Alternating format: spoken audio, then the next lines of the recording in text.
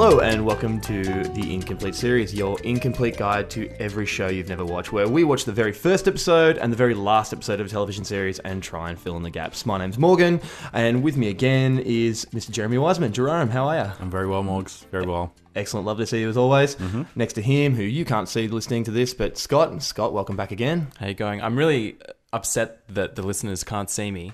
It's disappointing. I assumed that they could in all of the other episodes. Yeah, I know. It's 2016. I thought radio was at the point now where you could... The medium's just not quite there yet. Yeah, anyway, hopefully one day there's a medium through which you can project images and sound, but, you know. One day. Dead a dream. And lastly, the man we have to blame for all of that is Mr. Aaron Bowden. Aaron, how are you? Hi Morgan, I'm well. Apologetic for the lack of visuals, but I'll see what I can do. Yeah, it's very disappointing. It's very disappointing. Putting all of that on Aaron, that's... Well, I'm still dirty on him for jumping into this podcast and trying to take my spot, so here we are. That's fair enough. We're going to get to episode 77, and this gripe's still going to be going. It's still going to go. Don't worry. I never forget.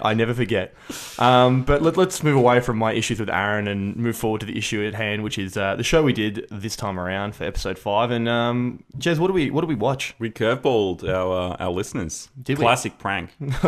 I don't know if this counts as a reboot of Punk'd, but we told everyone that it was going to be McLeod's Daughters, and it's not McLeod's Daughters. It's actually Sex and the City. Sex and the City. Punked me as well. Unfortunately, I was the one who suffered through the first episode of McLeod's Daughters. Oh, God. Only to realise that there was approximately none of the same characters in the final episode, so... Doesn't really work for the... No, not quite. It doesn't really work for this So that was format. 15 minutes well spent. Oh, God. Wow. I know we wanted to do something very Australian, and it seemed like a logical choice at the time, I know, but... Yeah, we Thank probably God. should research these things. Yeah, I think Well, so. just No, dive don't worry, headlong guys. into I them. got it. It's fine. But thank God I didn't waste my time, so... Yeah, well, I did. What did you learn? Well, 5 women in the outback, they can do wonderful things, Jez. Yeah, are they all daughters of the same... No. Okay, No. well, so- McLeod had 2 daughters, Okay. but they get stuff done. Yeah. But my God, that show was just felt so wet. It was just drenched in cheesy waves and the wuss rock throughout the entire thing. I needed a shower immediately. Okay. Just all the Kubras. Oh yeah, so and I did like the leather dusters though. Oh, I love a leather It's a good duster. look. I It would have been love worth it for a photo shoot. And it dries the bones. Yeah, oh yeah. But there were a couple of things I wanted to bring up. So the first episode, Do we have to? there's something you need to see, Morgan. All right, whatever.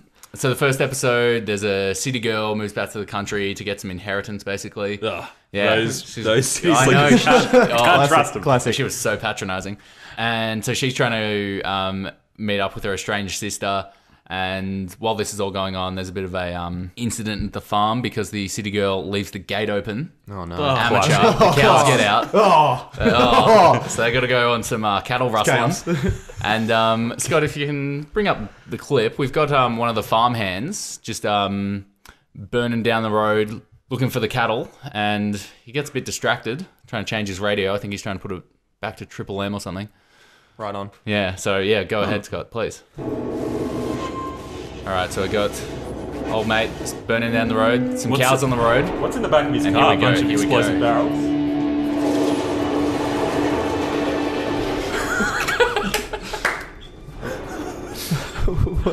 Wow, that car exploded very easily. All right.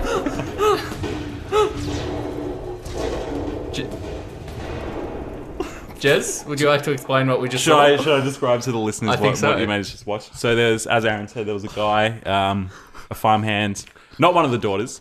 No, I don't know. nor a son. But he was driving the opposite direction towards them. And a bunch of cows were on the road, and he seemed to be carrying in the back of his ute a bunch of explosive barrels, and his ute just exploded. Spot on. Just flat out That's exactly exploded. what And What do you have then in he there, crawled depth out, charges? of the wreckage. That looked like a pretty big explosion. I honestly thought when it happened, I thought that he hit a cow and it exploded. So Well, the cow itself cow exploded. exploded, yeah. No, yeah. I don't know. Who knows? Methane. Yeah, Right? exactly. Yeah, methane. Well, it turns out he was stealing petrol from the farm. Oh, Yeah. well, deserved it. So he got what was coming to him. But he Couldn't afford survived. a few drums of petrol. No. Unfortunately, he survived. Yeah. Broken collarbone, though. Dirtbag. And they got fired. Can we stop talking about McLeod's daughters? Yeah, we can. Can we just please. move to... Let's move away from those Yeah. 5 country girls and get towards those 4 city girls. That's Yep. what I wanted to. Yep. So What- sex and the city? Yes, sex Because for and the so city. long, I thought it was in. sex in the city. I mean, both are true. Yes. Well, I mean, it's accurate that they both happen, and Yeah, depends yeah. how you say it. But look, let's just move straight ahead into that. And Aaron, why did we choose Sex in the City? Look, I'll just tell the listeners because this was my idea. I thought it'd be hilarious if the 4 of us talked about Sex in the City. So, Jez, what did you know about Sex in the City going in? Obviously, you thought it was Sex in the City. I did, yeah, but that's neither here nor there. Obviously, one of the biggest shows that we've done. I mean, we're still pretty young as a podcast, but it was well liked. Women everywhere seem to sort of gravitate towards the show. I was talking about it with my housemate this morning.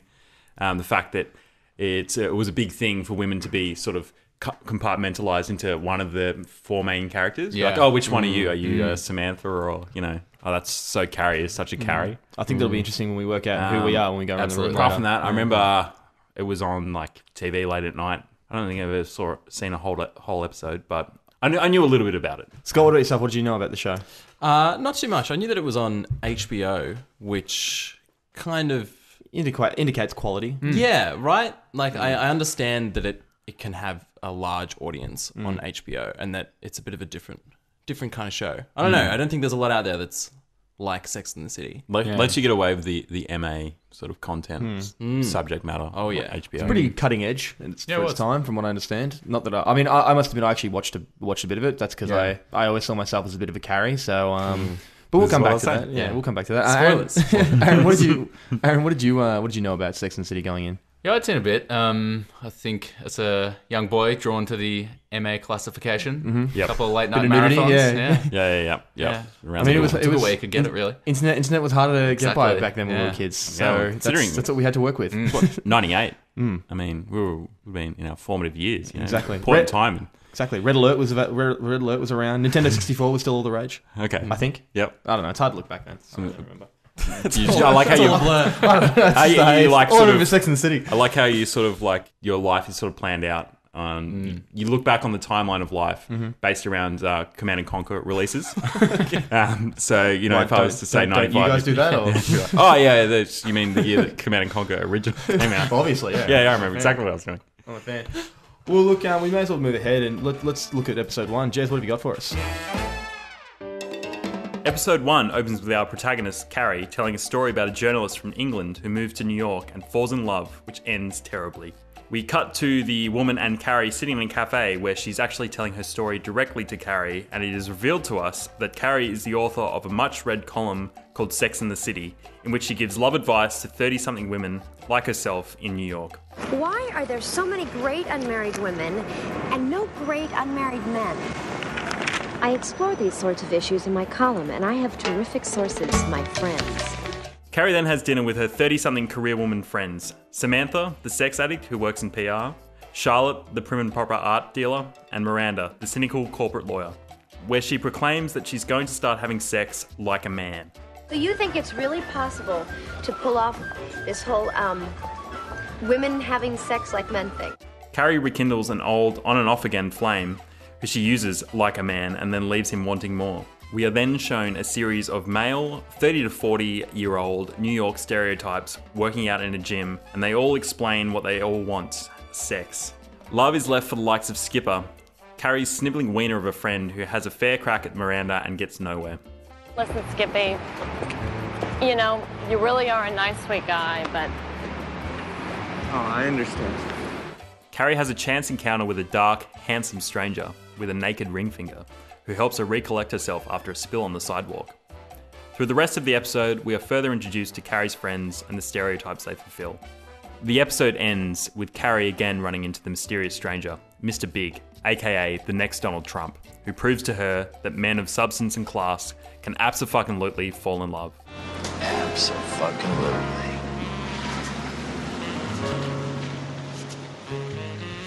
I'm just there's a few bones I have to pick. Yep. I'm just gonna dive straight in if you guys don't mind, and just say Please. one of the toxic stereotype men out there, Capote Duncan. Yes. Say that again.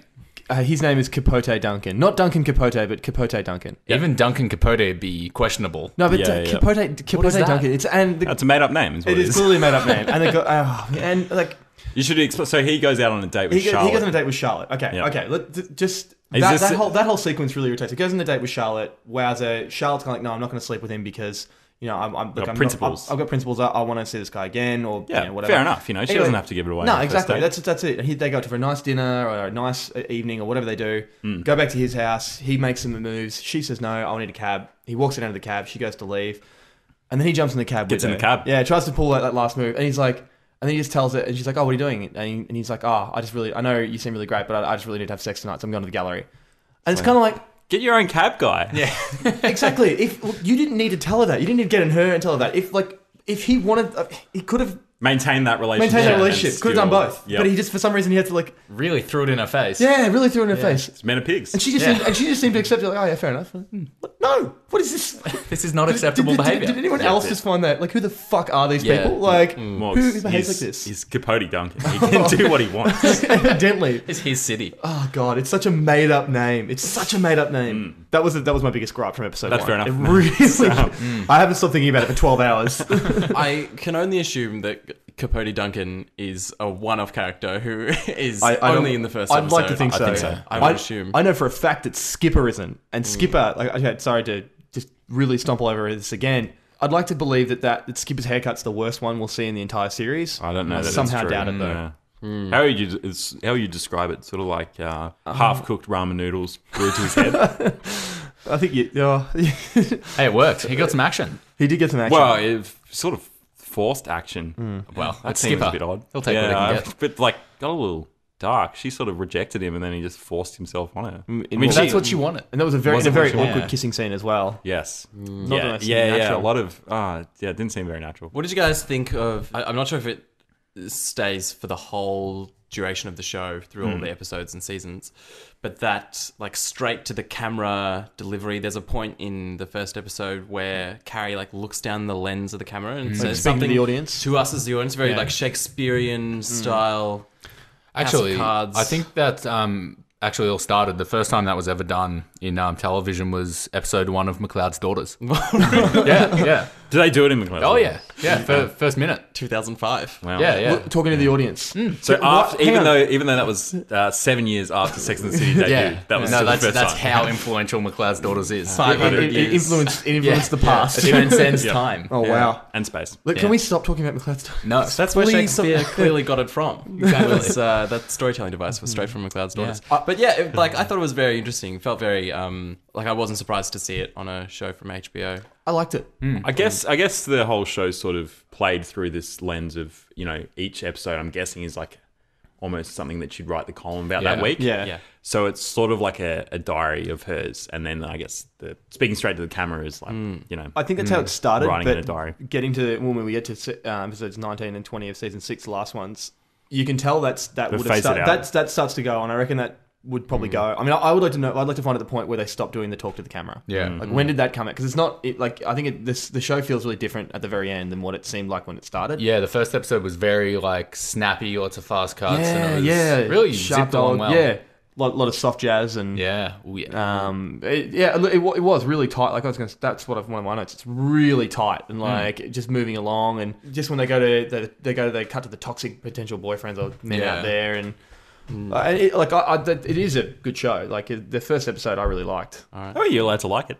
I thought it was good.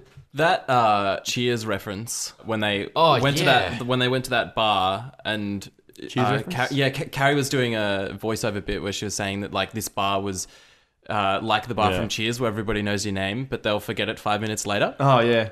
So it's I not don't like think, the bar yeah, from I don't Cheers? think that makes sense at all. Yeah. Do they know? Does everybody know everybody's names at the start of the night, but then 5 minutes in they forget them all? They get so blackout drunk so quickly that they forget. Right. It's like They people, don't know like, where they are. introducing themselves to Even each the other, and workers. then You ever had a Cosmo, Scott? There's yeah. a lot of alcohol in Cosmo.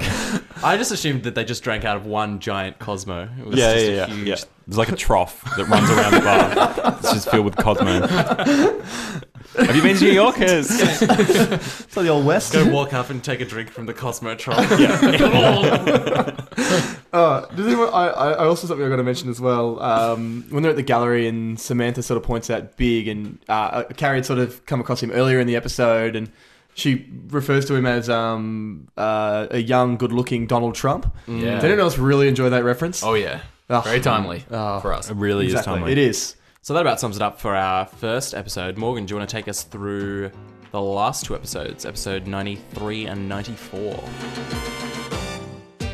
Season 6, episode 19 of Sex and the City. We open to Carrie preparing to leave New York to Paris to live with her new partner Alexander, when Big, the mysterious future handsome Trump from episode 1, shows up to tell her that he loves her. Look, I came here to tell you something. I made a mistake.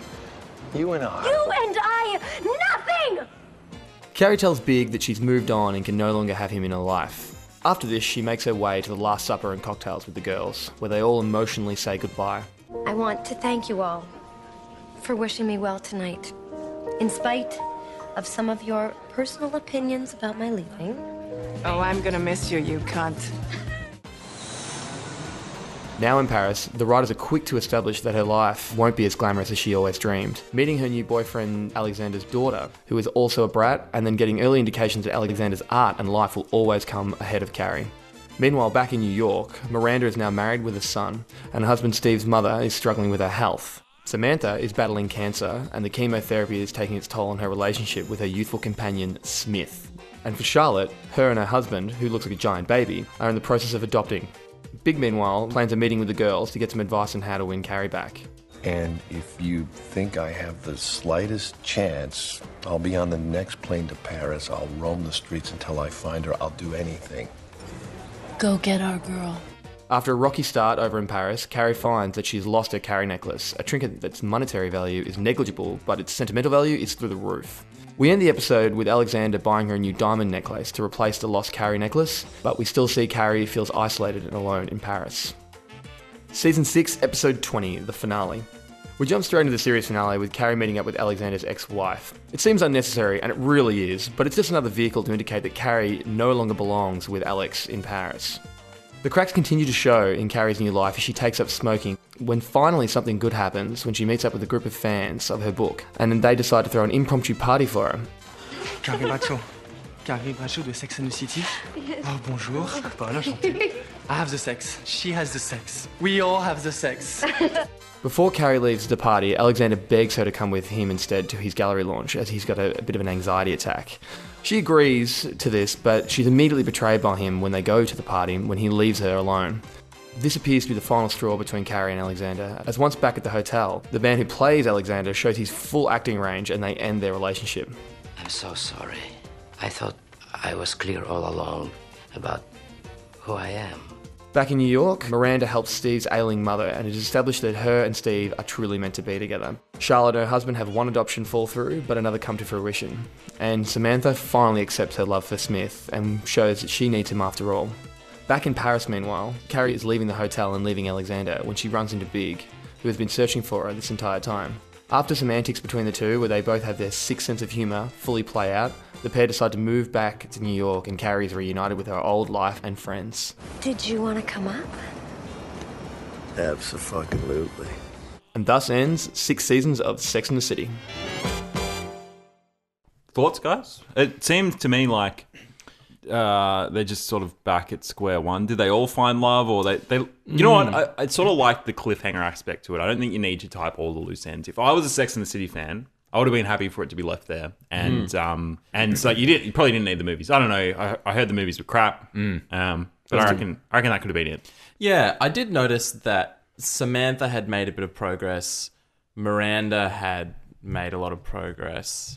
Charlotte had made a lot of progress as far as their relationships go. Yeah. But Carrie's pretty much she's with Big sort of at the end. It seems like she didn't really get anywhere from the very first episode to the very last episode. Yeah. She's back in New York. I'm assuming that she's still writing the same column. Yep. And she's still kind of maybe with this guy that she could have gotten with 6 years ago. Yeah, There's been a lot of ups and downs, clearly. Yeah, they talk about how many times he's screwed her around and how it keeps happening. Why is it going to be any different? I don't know. He only goes after her because she's leaving. Yeah. Then wins her back, and then what's going to happen? The show set up a clear opening when they, by chance, just run across each other in Paris. It's ridiculous, by the way. Yeah. And she's nowhere near shocked enough when he just rocks up in the hotel. Yeah. She's like, oh, hey. Well, she's crying on the floor, but not because she saw him. No, Well, kind of. because she got hit. Yeah. Or did she get hit? I don't know. That was weird. It was ambiguous. Yeah. But they like go out onto a bridge in the, it's the beautiful night in Paris, and it looks like he's going to propose, and then he just sort of doesn't. Yeah. And then Yeah, there's no commitment, really. Yeah. it's like, hey, let's keep doing this weird on again, off again thing. Already having regrets. When Big finds Carrie in that hotel lobby, and she mentions offhandedly that she got hit, and then he was like, oh, I'm going to go get him. She absolutely wanted that to happen. Yeah. That's 100% why she brought it up. Yeah. And she's like, oh, no, stop. It was an accident, Stop, it was an don't do accident, it. yeah. And then they're like running up together. Big would have made light work of the little yeah. Russian guy. Yeah, he was a very light man. I will point out, he's a terrible actor. Well, I don't know why they got him. Who, Big? No, the guy Oh, who the plays Russian? Alexander Petrovsky. He's How many garbage. How many Russian actors that speak French would there be? No, but it's not the point. It's just why did he have to be Russian? Yeah, true. He could have just been The French. reason they got him, and I think they got him, he's apparently a famous ballet dancer. And I feel like it's just them trying to be really, cutting edge, this is the high end of society, Quite and we'll chic. just We keep, know- we'll just we keep, know. we'll keep shoehorning them in every opportunity we get. We know Yeah. what ballet is. Look how sophisticated we are. Exactly. What annoyed me when he's like, he's like this big, strong, not big. He's the opposite of big. He's small. Yeah. He's a ballet dancer. He's quite small and slim. He's But, petite. he's living his own life in Paris. Doesn't seem to need a woman or whatever. Doesn't need any emotional support except when he goes to this gallery opening. When he's already an established, extremely wealthy artist. I doubt he'd be that anxious. He's clearly done this 100 times. Well, he says to her he won't leave her all night, and then they hold hands, and it's quite symbolic. And then as soon as they get there, you see it zooms in on the hands, and he lets go, and then it cuts to her face, and she's sort of shattered. It's like, did she expect them to hold hands the whole night? And he's got to shake the hands of Yeah, other like- people. Yeah. It's not the end of the world if they're Yeah. not holding hands Yeah. constantly. It seemed a little bit- like you said, they're setting it up to make him look bad As And much as every- they possibly could. And the thing is, I to be honest, the way the relationship ended, so quickly. I mean, she decided to move from her home country to go live with him in another country. And it seemed very light. Okay, now I'm out. And she doesn't take any of his stuff. Why doesn't she just move to Paris 2 weeks later when he's done with this big Exactly. exhibition? Yeah. They would have been planning this for years. Yeah. Like, he would know this is coming And up. It's he- like, I'm going to be really busy. He made it very clear that this was a big deal. Yeah. And this is how the relationship's going to be. And she just goes there with no plan, nothing to do. Yeah, and just gets really Yeah, I'm just gonna. What do you think they're going to do in Paris the whole time? Just hang out? I mean, Yeah. they have. One of them has to work. Yeah. Yeah, and Don't what's bring her money. plan? in. He would've- I mean, she spends so much money. I mean, Yeah. when she goes to oh my Dior- god, she was spending Whoa, that's. $100,000. She justifies it, though, because she slipped over. So Oh, she of had course, to to save face. Because that'll win over those French shop salespeople. keeps. Yeah, Why does it matter? Why she needs it? there's a lot of flaws. There are a Yeah. lot of flaws in the show. She just went full romantic stereotype in that episode. She was having the worst day, slipped over, Yep. stepped in dog shit, Yeah. got hit on the head by a child. Yeah, what was that? Yeah. The trifecta. Yeah. Oh. Serious case of the Paris, what a Mondays. hole. Did anybody else notice that they dropped the C-bomb twice in... Big time. I only They heard it being once. I know Samantha. Samantha did it, and She's it was a so hard crass. C. The American accent, it doesn't lend itself well to cunt. No, it doesn't. Yeah. It just. So endearing when we say it. Yeah, I know. Yeah, It is endearing when we say it. It comes off as really, yeah. Jez, you've just given this podcast an explicit rating on iTunes, so Have I really? thank you very much. Yeah. No, we can- Well, fuck. Now we're balls deep. I mean, we've opened the unleash. can of worms. We can just fucking unleash. Let's go fucking mental. Like a real calm down, cunt. guys. All right. Okay. But yeah, I was...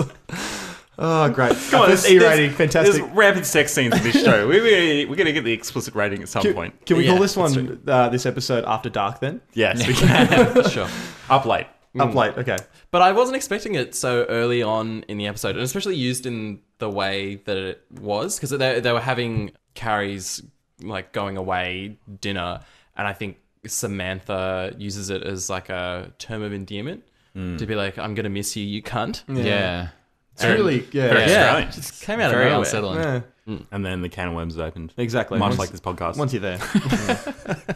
Also, did anyone else find it a little bit odd that the fact that she was this really well-traveled, worldly person, And her dream was always to go to Paris, but she'd never been to Paris. She'd never been to Paris. She could spend like $30,000 on a pair of shoes, but just couldn't quite get to Paris. Yeah, that made no sense. In a job that allows she's her, a it's fucking so flexible. like she writes a blog. Yeah, it's so flexible. Yeah. The hours you could go to Paris, and it's not that far away from New York. No.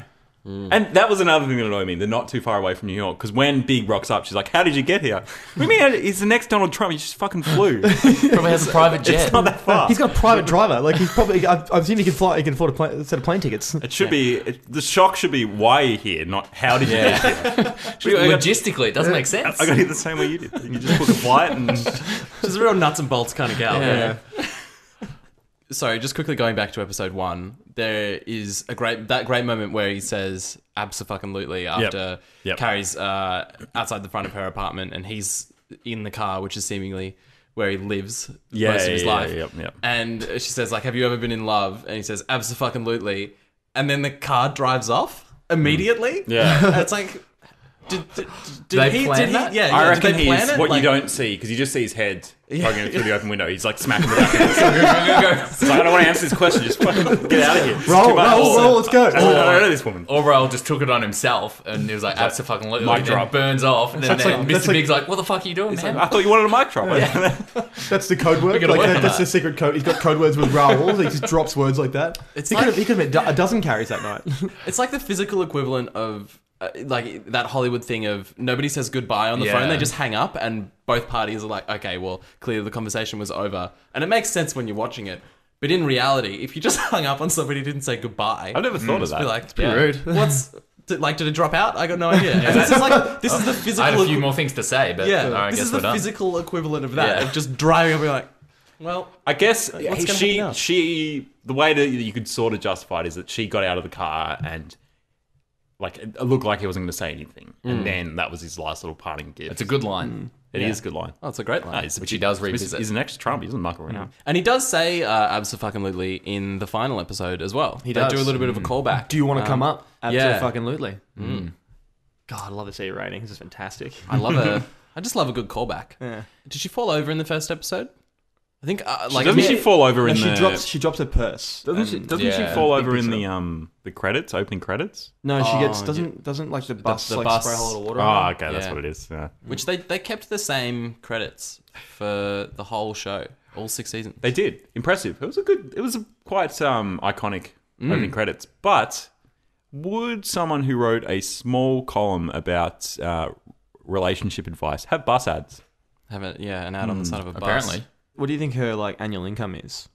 I don't know because I can't imagine the it's equivalent that in Australia, like they wouldn't even. No, they would not be on as much. I some mean, to intern doing afford her that. that massive apartment in New York, plus the amount of money she spends. I would believe it if the whole newspaper was advertised on the side of the bus, but her column specifically, like that was the selling point of their paper. It's the linchpin of she the, writing in the New York Times. I can't way imagine. bigger I than can't her. imagine a column being that popular. No.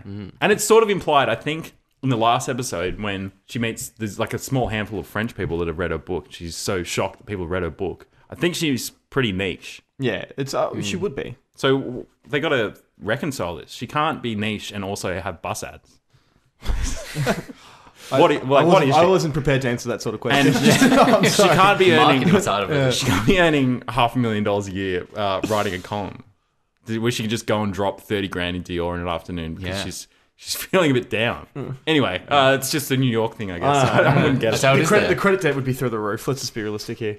Well, what have we got in between? Like, so It doesn't seem like anything of substance has actually happened. Not Well, for I mean- Carrie. Yeah. Oh well. Miranda's got a child and she's in a relationship because they're all single in the first episode. Yeah. correct? yeah.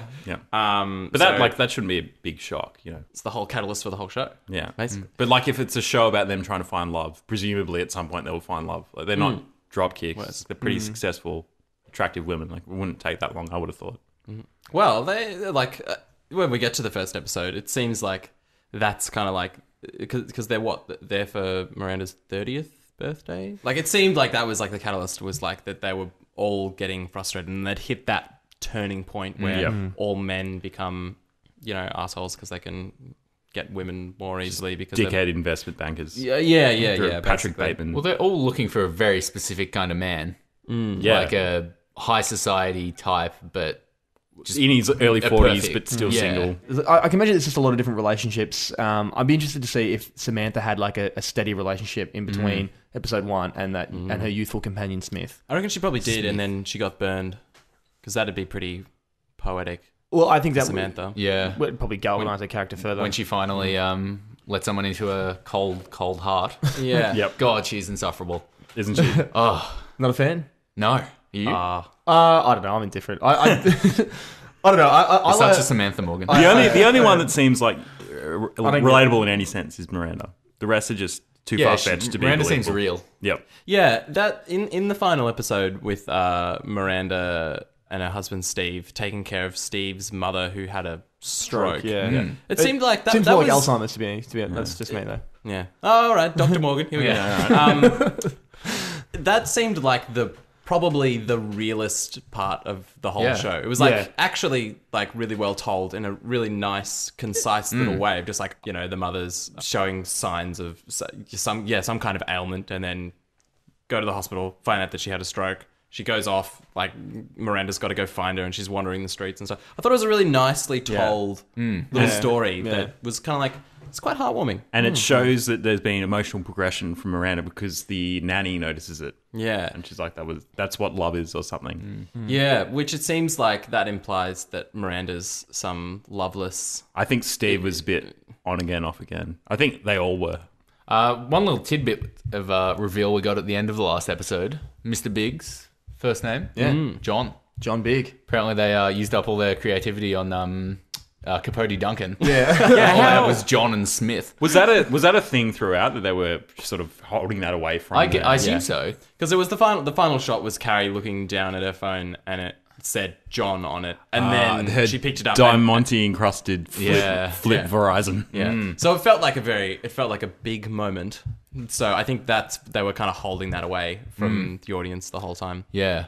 I'm looking forward to Big's presidential campaign though. That's mine. It's gonna be good. Yeah, 2020. Go big or go home. I reckon they could Make America big again.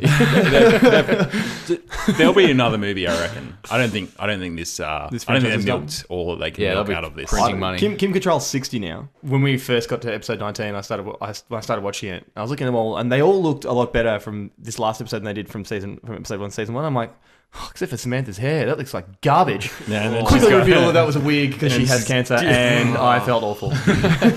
They got you. Yeah, it did. They got you. But that's the thing. That was like part of her character progression as well. Is Yeah, she finally she- lets go of the superficialness and throws her wig away, and then she dyes her short hair and obviously embraces that. I don't know. I can see why people liked it. Yeah, I can see the appeal. It wasn't that terrible, I but can- the quasi feminism is what annoyed me. Like these empowered women who aren't really Yeah. empowered at all. What's the core message? I don't know.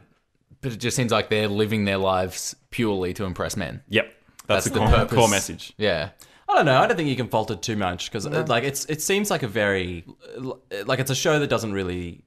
You don't have to necessarily like take a stand and be like one sort of thing. Like you can kind of like have your cake and eat it too. I'm doing a very bad job of No, explaining this. I get what you mean. Maybe that's why they got the 4. It's like you can Like, all of yeah. these are acceptable ways to live your life. From what I understand about it, what made it so popular is that it was a way of so that women talk about sex the way men do. It's so open. It's like that there is that sort of and Carrie even says it in the first one that I'm gonna act like a man. I can just have sex like a man. Like that's not exclusively something that men do. It's the same mentality with women. That that's the playing field.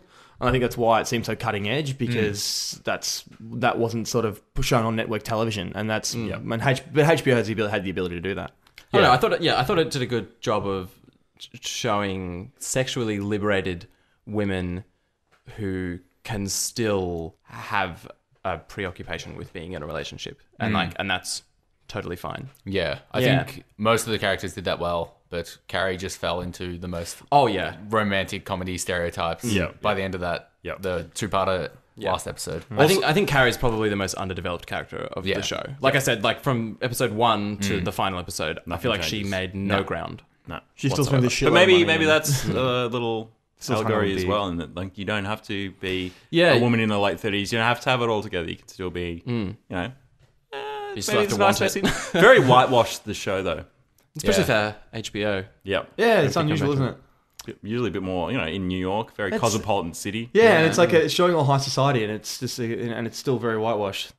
I have a theory about Charlotte. Oh, please do share. Because in the first episode, you don't really get too much of her. And then the final episode, I feel like she says, like, God is going to give us a baby about 17 times. Yep. So I think somewhere along the way in the show, she found religion. Yeah. And I would like to think that I have a feeling that it's going to be in some sort of way where she's been like picked up by like this extremist kind of Christian group, almost like borderline cult level, and like the girls have to band together to try and like get her out. Okay. Or maybe, that would be an exciting storyline. Even in like a light version of that, whereby she just falls in love with a fundamentalist Christian, and they have to save her from the relationship. Yes. Or something. I wouldn't be surprised if that happened at all. That happening. I don't know that they went down the cult. Yeah. Route. I mean, I was having this little. I don't want to count it out. Yeah, a little bit more Waco style, It is New York, so I mean, whenever you might go try to hail a taxi, you could get picked up by a beast man and taken to a cult underground. This is very true. It's always a danger. We know there is a cult under the city, under Manhattan. So it was a very similar scene where she was out there hailing a cab, and you're like, "Oh man, he's gonna come get you." Don Stark's gonna come along and throw you in a van. And Are they in the same universe? Oh, it's got to be. I would say. Do you reckon naturally. she would have? What's her name from Beauty and the Beast? She's like a young Catherine. early 30s, mid 30s career woman. Yeah, she would have got along well with Miranda's those girls, a I lawyer reckon. as well, wasn't she? I'd like to see a Sex and the City Beauty and the Beast crossover. Yeah, that'll work. I'd love to see that. I don't think we've got a lot of chance of it Mr. happening. Big Beast. Mr. Beast. One thing that really, I don't know why it stuck with me, but when Charlotte and her giant baby boyfriend are talking, and like that country couple who come in and they use them. For those that haven't seen the episode, they're trying to adopt this baby from these. I think they're from North Carolina or something, and they come to their house and they've already decided to keep the baby, and then they break that to them. It's like, oh well, why did you come? They're like, oh, we haven't seen New York. I think just after that, they're sort of arguing, saying, oh, it's never going to happen to us. And then Charlotte's like, we're Jews. We've been through worse than this. Yeah, that's right. What? Are you like equating your troubles with finding like a surrogate family to the Holocaust? I don't think they quite pair up. She's got some good luck coming. She's Jew. Yeah, actually, I didn't catch that. That's pretty Yeah, dark. I didn't either. It's weird. It's weird. Also, extremely inappropriate. Yeah. I've been through some hard Compared times. to the Holocaust, we'll be fine. Don't worry about this is nothing. This is nothing. We can survive. Keep it in perspective. It's all about years of context. persecution. Baby boyfriend. Yikes. I kind of thought that Carrie might have just been friends with those three, just purely for material, for articles. Definitely Samantha. Definitely Yeah, Samantha. Possibly. Do you think it was maybe revealed at some point? That would have come up. Yeah. Pretty like. I reckon, as I've said, Miranda seems to be the only one of substance. I reckon that was an actual friendship. Yeah. She seems like someone you could relate to, but Yep. it's like Charlotte and Samantha, Yeah. they're just caricatures of People. Well, I reckon there's some merit in that theory, because the first episode, when there's this English woman who's clearly Australian, by the way. Wait, we got a clip? we got a clip. I feel like I know you from somewhere. Oh, doubtful. Only just moved here from London. London, really? Really? Just moved here from London, mate. Via Tamworth. That guy does not believe her for a second. Yeah. No, really. And that man is clearly not 42. He is clearly like 62. Yep.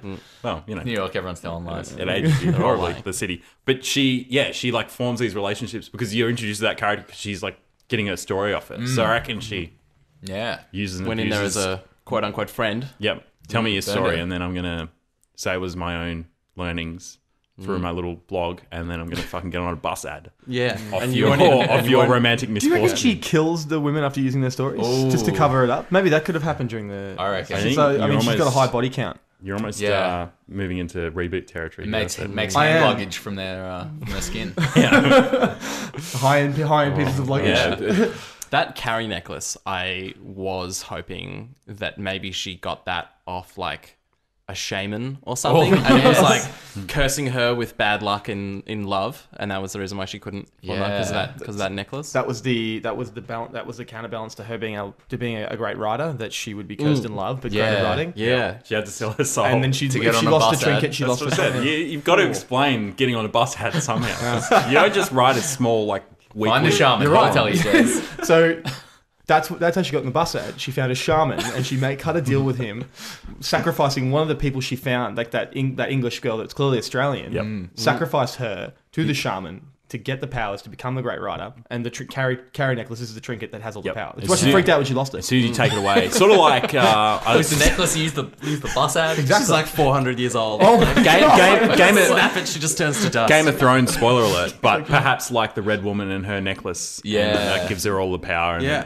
she takes that off, and she's old and So some sort of could witch. she be the Red Woman? Is this in the same universe as Game of Thrones? It is in the same universe as Game of Thrones and Beauty and the Beast. Yep. This Okay. is very wild. Very Well, I wild. think that's what it is. Yep.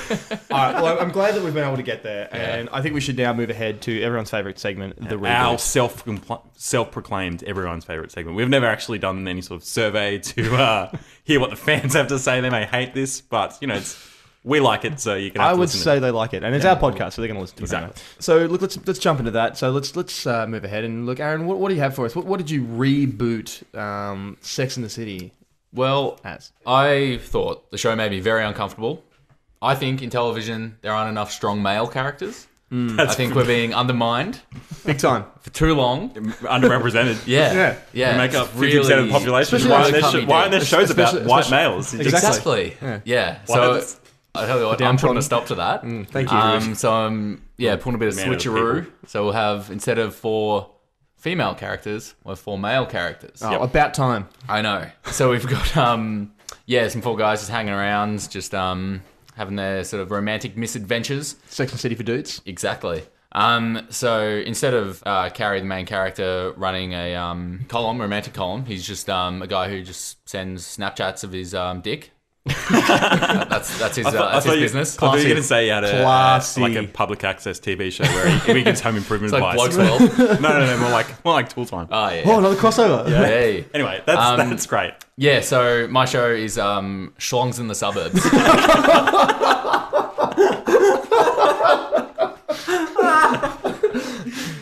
That's good. Yeah. And does he have bus hats? Or? Oh yeah, he's got bus heads. You better believe it. He's met a shaman. Is that is that the name of his column or Snapchat? Yeah, it's a Snapchat account. Yeah. Schlongs in the Suburbs. So yeah, main character Joseph Gordon-Levitt. Yep. Should be a classy, nice guy. He's played a sex addict before. He knows what it involves. The Charlotte character is a bit of a pretty, but not all too bright. Zac Efron. Yep. Yeah. Miranda. I didn't go with the hair color. Okay. But I took inspiration from the final episode with a very heavy New York, Boston character, Casey Affleck. Oh, yeah, nice. yeah, Yeah. I love Casey Affleck. And to play the Samantha character, just the just over the top sexist pig in this. Hard to get more over the top than a guy that just Snapchats his dick for a living. But He's class. He's nice. continue. Yeah. Sean William Scott. That's good. That's good. And also a little bit spot older on. as well. That's Like, spot on. Yeah. that works. And just to finish it off, Mr. Big, Gwendolyn Christie. Oh, nice. Yeah. Very good. There you go. Schlongs in the Suburbs. Schlongs in the Suburbs. Oh, Jesus. And it's just like a TV show or Yeah, a movie? yeah. It's just it's a Snapchat. There account, will be movies. Clearly. Yeah. Sign up now. Can we get that Snapchat? I reckon. Let's do that now. That Yeah. can be the official Incomplete Series Snapchat account. Is Schlongs in the Suburbs. Live dick pics while we're recording. Aaron, I hate to say this, especially after last week, but I have gone the same format. Oh, not again. A la Oh, dear. Ghostbusters style remake, swapping all the genders over. All right. I apologize, but have I you have gone down a bit of a different track. Okay. Believe it or not, my main character does not Snapchat their dicks out to. I don't know how you got to that point, but all right. Yeah. Seems like the natural yeah. inverse. You've really gone on Right. a different tangent. Yeah. Yeah. Essentially, yeah, set in the same city, all men, they're all 50 or over.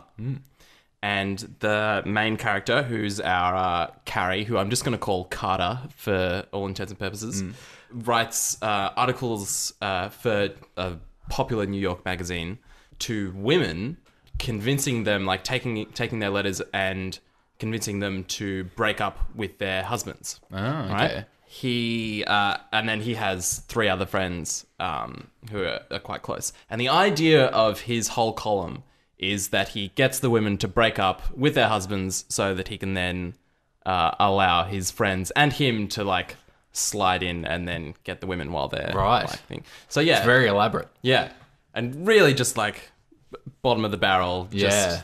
they're not great people. Scum of the earth type. Scum of the earth. So as our let's go from I think probably like least prominent to most prominent. Charlotte gonna get in Rob Lowe, Oh, yeah. Nice. Yep. bit of I like an Rob older Lowe. gentleman. Pretty and vapid. Miranda, get him in.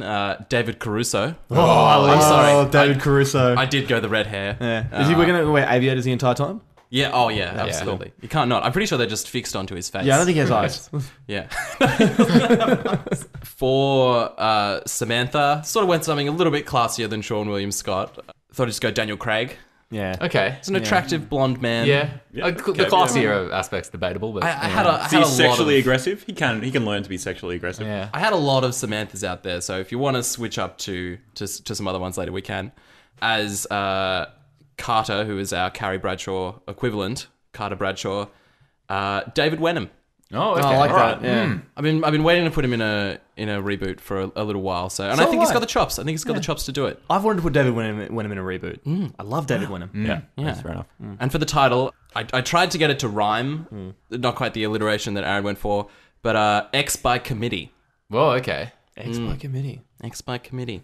I like that Because they're like a committee. They're like the little committee. Yeah, yeah. And then he's trying to like get women to break up with Yeah. their husbands. X by Okay. committee. All right. Sex and the City. X by committee. It's got the Yeah. same amount of syllables. So is that like Yeah. a subtitle? Is it Sex and the City, X by committee? Or is it just X by committee? I like it as like Sex and the City 2, X by committee. Yeah. Yeah. Jez, have you followed a similar theme? Not at all. All right. I've flipped it and I've gone with an all-female cast again. Oh, you pig. So, Unbelievable. set in New York, bunch of 30-something women again, who are all friends. We see their lives through Carrie's lens. So the cast, I've gone with Carrie, most important. Jennifer Lawrence, I think. Okay. Yeah. We can run the show for a while. It's a TV show. TV show. Okay. Yep. And then I've gone with the red hair for Miranda. I've just gone Amy Adams. Oh, yeah. I'm not tied to the cast yet. I'd like your input on it. It's more about the mechanic that's coming. All right. Good sister. Stop teasing us, Jess, please. Charlotte, we've got Emily Blunt. Okay. Yeah. Yeah. No, it's Proper good and, choice. you Yeah, know. I like that. I like some Emily Blunt. And Samantha is Jane Krakowski. Oh yeah. Yeah. She's 30 Rock. 30 Rock. Yeah. Oh, yeah. Jenna. Yep. Yeah, that's good. That's good. And then playing the Honda Civic is JB Smoove in the TV show Sex and the Civic. So, Carrie goes around with a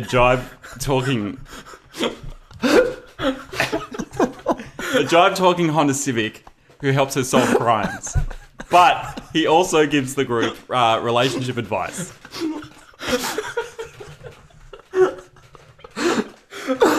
Okay. All right. So you've got like Knight Rider, Sex and the City crossover. Yeah. But she doesn't write a relationship column. She just solves crimes with Okay. JB Smoove, the jive talking on the Civic. on the city. I love but then JB Smoove. I love JB Smoove as well. They go to him for Relationship advice. yeah. Right. So what kind of crimes are we solving?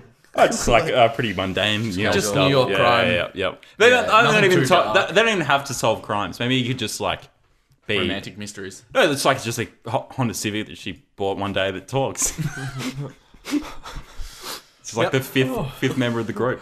Yeah, like the Carrie necklace. Is he kind of like the big of the group? If you, not really. He can have his own romantic involvements with other cars. Yeah, I don't know. yeah. You can go. That'll work. I'm right. open to taking it in Okay. many directions. But the main thing is a talking car that Carrie has a relationship with. We're definitely coming back to that. yeah, that's 100% Can't gonna leave be All that right. there. Compose ourselves, Cool. Morgan. So oh wow, gonna have to come up to you. I went a lot darker. So I've gone for a horror movie on my one. So what my idea is I kind of that scene where like in the first episode where Samantha ends up with Capote. I sort of got the inspiration from that. So it's the same sort of format. The show that's about these four girls live in the city, and they have all these relationships. But Samantha's actually a demon. She's a banshee, and she lures men in and eats them. This is actually a crossover series, by the way. And she eats these men. And when she comes across Capote, Charlotte's still supposed to have dinner with him next week. Never calls her. And because, she's kind of the obsessive type, she tries to follow up on it. And then she finds out that Samantha went home with him and she's the last one to see him. And so she starts to dig a little bit deeper. There's a nice little twist to this as well, but I'll reveal that in the cast. So anyway, it becomes a bit of a demon hunter type show. And Charlotte is going to be played by Jenna Fisher from The Office.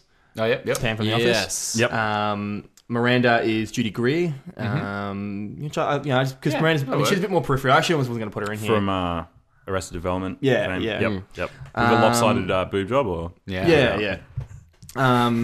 Capote will be played by Jude Law. You've recast Capote. Yeah, well, Capote, of course, because he goes down in the first one. Jude Law, God, Jude Law. knock out Jude Law in your first episode. Jesus. Yeah. No, it's a horror movie. Horror movie. Oh. Yeah, horror movie. First opening first few 10 scenes, minutes. I guess. He's in it for the first 20 minutes. Carrie is going to be played by Tandy Newton. I love Tandy Newton, and Westworld's really inspired me to put her in something, and I think she'd be good. And then Big, who turns out to be the demon hunter, because that's why he hooks up with Carrie. Is going to be played by Jeffrey Dean Morgan, and his name's John. It's actually John Winchester. Oh, from Supernatural. Oh, damn! Wow. God damn! This is the prequel. It's a prequel to Sex and the City and Supernatural. I don't know how you're gonna. So because he's mysterious, we don't know who this guy is. I don't know how after you're done and dusted with a horror movie where Samantha eats men, you can then just transition into her being just like a part of the group. But so yeah, Jeffrey Dean Morgan would play Big, and John Big is actually John Winchester. So it's all mysterious, and he's infiltrating the group just so he can get close because he suspects Samantha of being a banshee. He's going to Damn. But then does he fall in love with one of them? Or he falls in love with Carrie, Tandy Newton's character. Yeah, okay, fantastic. So that's how it all. That's how it all plays out. So. Yeah. Oh, and sorry. Lastly, Samantha's going to be played by Melora Hardin, who is in another character from The Office, but she was the one that jumped out at me immediately. She's I can't remember the character's name now, but she's Steve Carell's boss. Jan. Jan from The Office. So I thought she's got that real strong exterior, strong sex exterior. She could be a demon eating men, and I feel like Jeffrey Dean Morgan could slay her with the help of the others. Yeah. All right, that's my reboot. All right. It's called End of the City. Yeah. Dark stuff. Into the city or end of the city? End of the city. And the city? End and the city, yes. No, it's End of the City. So let's switch back and see what we're going to change up. Schlongs in the suburbs. Yeah, what do you reckon? Hard to poke holes in, to be honest. It's very solid. It's pretty airtight. Yeah. I even like the casting, especially the Casey Affleck one. I'm a big fan of that. So who's the Schlong? Joseph Gordon-Levitt. Okay. Yeah. Are you using like a body double for the penis or? No. I would assume that much like Big's name, you don't see the penis till the final episode, right? Yeah, that's his penis. It was his penis all along. That'd be a good reveal. Yeah. Yeah. And you always see people's faces when they get the snap. Yeah, like Wilson's face in Home Improvement. Yep, I can see everything. Yeah, wow. Okay. Yeah. Scott. Yeah, X by committee. Sex and the City X by committee. That's fun to say. X by committee is fun to say. And it seems like something a movie that could be made, that they would make. I like it when it's more like CSI Miami, as in Sex and the City X by committee. Yeah. I like it as like a little tagline. Maybe like neon writing or something. Yeah, with we got David Caruso in the Who. Yeah. The Who song is the intro. Yeah, definitely. We got the Who and David Caruso. David Wenham. Yeah, that's good. I like David Wenham. Yeah, David Wenham's good. Casting's pretty good. Solid. Who's Mr. Big as well? Mrs. Big. I left that out, but I was gonna get just Meryl Streep. I just wanted a big name. Just wanted a big name actress in there. That David Wenham falls in love with. Yeah. Yep. All right. And he sort of changes his ways. If I can put my two cents in, I would actually get Kate Hudson instead of Meryl Streep there. Why? I think Meryl Streep might be. I think Meryl Streep probably might be a little bit. I think she's kind of aged past it, and I think Kate Hudson. No, because it's like Big's like older man sort of territory. So Meryl Streep's older woman territory. The reason I think Kate Hudson is purely because of that How to Lose a Guy in 10 Days. So I think he meets her match. He meets okay. David Wenham meets her match. Needs someone it's got a bit more more Okay. bite to them. Meryl Streep can do anything though. She could play Kate Hudson playing Big. All right, maybe get Meryl Streep to play Kate Hudson, who plays Big. She'll win back-to-back Emmys for as long as this show runs. I'll have you know. So many. Meryl Streep. Okay. All right, we're As rushing. will JB Smoove as Yeah, we're rushing to titular do it. Honda Yes. Civic. Please, let's get back to get straight Jez's. back to Okay. Jez. All right. So Sex Sex and the Civic. I cannot say to you how perfect the casting of JB Smoove as the voice of the car is. So I was going with Enlighten the listeners and myself. of JB Smoove. Leon from Curb Enthusiasm. One of the great characters. Yep. What else? Anything else? Yeah, I'm not familiar with. He plays just a lot of like sort of supporting characters in lots of different comedies. So I don't know if we need to explain how he's a car. Yeah, there's like a Why? sentient Yeah. car. Shaman again? Yeah, the shaman turned. Yeah, that's David easy enough. Smith into Why not? into a Some Civic. sort of lightning strike when he was driving his Honda Civic, and they just merged. What does the final episode look like to you? I reckon he gets cubed. No. Oh no. Yeah, I reckon he gets cubed That's because he's like, I'm thinking so like dark. like he's an Cubed. old Civic. Presumably, Carrie at times would have sex in the car. Yeah. And then he'd like, it'd How sort of be the does- classic trope of when someone's on a date and they've got the earpiece in and they're telling them what to do. Oh, right. You know, it's Yeah. comedy, It's just comedy played- movie staple. Played Yeah. over the 5.1 inside the car, so Yeah, yeah. everybody can hear it. Yeah. Yeah. Oh, Very subtle. I don't know. Maybe like, Is he into it? Is it like a threesome? is that sexual for him? Yeah. I might be. I don't know. Where's the sexual? Why didn't you organ on the flesh this car? out? Well, I guess need to know it's the answers. exhaust. Because Knight Rider probably didn't explore the sexual aspect of There's having one criticism of Knight Rider. having a it sentient didn't car. really. Yeah. That's what all the critics say. It's like, it's just- was there was one flawless place otherwise. that they The one refused to falling, go. They didn't. falling apart, They falling didn't flesh down out the part car of it. sexuality, and it was a big That's what HBO's for. plot hole. Well, I'm glad you've established that. I can get weird with it. There is definitely some Knight Rider fan fiction where David Hasselhoff has sex with the car. That 100% would exist. That definitely exists. I read a great BuzzFeed post about the top 10 fan fiction stories about Harry Potter, and let me tell you, they get Oh, yeah. they get super weird and super dark. Are they all sexual? Oh yeah, big time. Is Big there one time. like Can you someone having write sex fan- with that book that eats all the things? You know, there's like a No, one of yours them didn't that's make the like- list. All right. Is there such a thing as fan fiction that isn't sexual? Yeah, that's definitely. regular fan fictions. It's just not as common. Yeah. You got to Not dig your a world. little, you got to dig a little deeper to find Yeah, it. because the sex It's stuff is real all. underground. That's Yeah. where it all is. So are you quite happy with my niche, cast? yeah. I think No, I think your casting's pretty sound. I mean, I guess the real focus is the car. So let's be real here. Yeah, as long as yeah. that's good then. And Yeah. it being a Civic is quite integral to the Yeah. concept of the show. So can't really do a different casting for that. What? So, but like 96. You can pick your model. No, of yeah, Civic. 96 model. I Yeah. guess. What Or you color? could go newer. Yeah, what colour? I was thinking like a faded red. I was thinking I had pictured in my head a faded red, and I don't know why. It just for some reason, I like think the it's paint sort of peeling off a bit. Yeah. Banged up. Maybe I should make him a bit fresher. That gives the show a bit more longevity. Because if you're introducing him and I want to get 10 seasons out of this, there's no way that you're going to get 10 years out of a beat up 96 I Civic. don't know whether you're going to get 10 seasons Anyway, out of I'm that, thinking, that concept. I need to think about all this stuff. It's probably lends itself more to just a movie. But anyway, think so. Yeah, the idea is there. Yeah. All right, cool. Well, I think that's just about all we've got time for now. Now, look, for all you listeners out there, if you want to hit us up on our social media, Scott, where can they find us? Well, I think we're under the Incomplete series pretty much on most social networks. Facebook, if you look for us there. Twitter, we're on there, I think as Podcast TIS. Yeah. And also on Instagram there, if you, Instagram.com/the Incomplete series. We're pretty much the Incomplete series everywhere around. And Schlongs in the Suburbs on Snapchat. So Yeah, if of you course. want, keep your eye out there. If you have any suggestions for future episodes, hit us up on any of those places. Let us know your reboot ideas. Yeah, we're sort of open going into this because I don't think we've got anything set in stone for next week. So if there's something you guys really want to hear, I don't think I've said this yet, but it's holiday season. So I don't know if that means we should have a holiday flavored episode. I'll leave it up to the listeners Christmas to decide. spectacular. Could Christmas be. spectacular. A very TIS Christmas. Very TIS Yeah. Christmas. Has there ever been a TV show that's just been about Christmas the whole way through? No, That would I get don't- old very quickly. I don't think so. I think we'll have to, we'll have to find a, we'll just have to Maybe find a like show. Maybe we can just do a the Christmas first theme. Christmas episode and the last Christmas episode of a famous show that has a lot of Christmas episodes. Who knows? Who or something. Who knows? Yeah. Anyway, Well, listeners, decide, please. Yeah. Actually, Steer well- us in a direction that you would like to hear. And if you're listening on iTunes, you can feel free to throw us a review. We don't mind the odd review every now and then. So, kind of let us know how we're doing. Give us a little bit of feedback and push the podcast out into the world a little bit more. As always, 5 stars only. Anything less, and we will make sure you're never heard of again. Eaten by a banshee or driven over by a Honda Civic. Potentially. Many ways to skin a cat. Cool. All right. Well, thanks for listening, everyone, and thank you to Jez. You're more than welcome. It's been a pleasure. Excellent. And thank you, Scott.